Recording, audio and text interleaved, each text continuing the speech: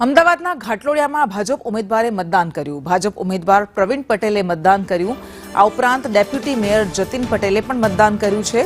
કોંગ્રેસના ઉમેદવાર પણ સ્થાનિક નથી તેવું પ્રવીણ પટેલે કહ્યું। તેમણે કહ્યું કે જનતા અમને વોટ આપશે અને અમને જીતાડશે।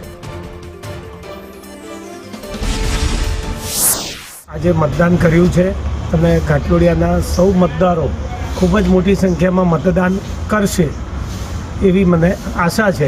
ઘાટલોડિયાની એક તાસીર છે, ઇલેક્શન હોય કે બાય ઇલેક્શન હોય, બધા એક જ સરખી રીતે એને જોતા હોય છે અને બધા જ પોતાનો મતનો અધિકારનો ઉપયોગ કરે છે।